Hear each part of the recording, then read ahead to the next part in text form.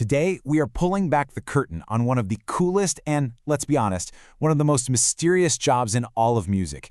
We're going to meet the orchestra's secret boss. Okay, you've definitely seen them, right? That person standing up front, waving their arms like they're casting some kind of spell, looking super intense. So what's the deal? Are they just a human metronome? Is it all just for show? Surprise, it goes way deeper than that. They're part strategist, part coach, and part artist, all rolled into one. But here's the wild part. To really get what a conductor does, you have to know that for most of music history, they weren't even a thing. They just didn't exist. I'm not kidding. For centuries, the composer was the leader. They direct the whole group while playing an instrument themselves, like a keyboard or the main violin. Just imagine the captain of your esports team calling out all the strats while also being the top fragger in the match. They just kind of nod their head or lean their body to keep everyone on the same page. But then, the game totally leveled up. Orchestras got huge, and the music got way more complex, with tons of different melodies and rhythms all happening at once. That old player-coach system? Yeah, it just couldn't keep up anymore. They needed a dedicated captain, someone on the sidelines whose only job was to see the entire field and guide the whole team. So what do you think is a conductor's most important tool? You're probably thinking it's that little stick, right? Nope. Their real work starts way before they even see the orchestra, and it all begins with this. This is the ultimate playbook. It is literally the source code for the entire piece of music. The conductor spends hours and hours, all alone, just downloading this entire game into their brain. They have to know how the flute part is going to sync up with the cellos and how that locks in with the drum beat. They need to know the whole map, every single secret level, before they can even think about leading the team. Okay, so the conductor has the master plan completely memorized. But now, how do you communicate that plan to like 100 different people at the exact same time without saying a single word? Well, this is where the real magic happens. The silent language of the conductor. All right, first up, that famous stick.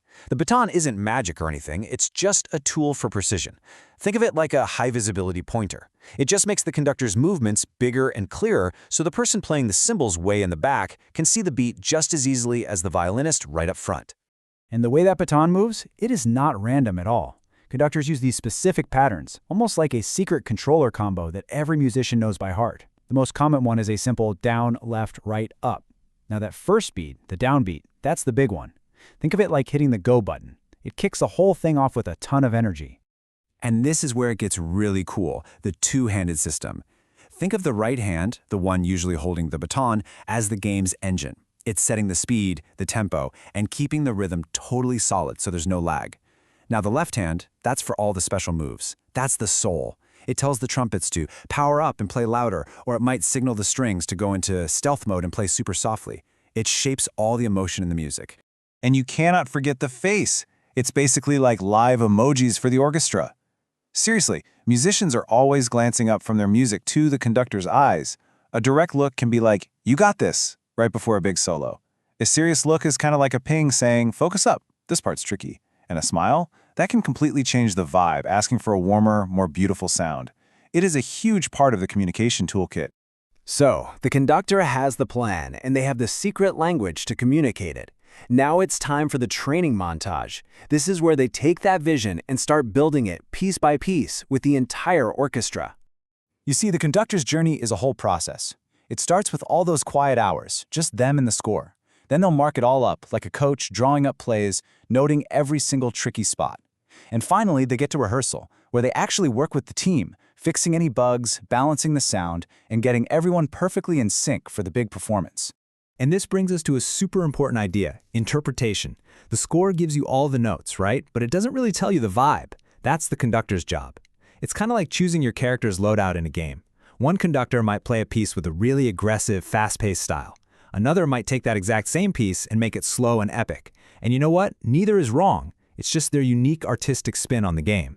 After all of that prep, all the silent communication, and all those artistic choices, it's time for the main event. This is it, the championship game, the final boss battle. The conductor walks out on stage, and for the next hour or two, it is all live. There are no do-overs, no respawns. They are reacting in real time to the music, to the energy of the players, even the vibe from the audience, guiding this massive sound machine from the very first note to the final echoing silence. So that is what a conductor really is. They're the ultimate team captain. They take a silent, black and white blueprint, the score, and through all that study, all that practice, and their own silent language, they transform it into a living, breathing, powerful, emotional experience for everyone in the room. And that kind of leaves us with a pretty cool question to think about, doesn't it? If every conductor brings their own unique vision to the same exact piece of music, does that mean that music isn't about finding the one correct version, but it's more about exploring all the different, amazing possibilities? What do you think?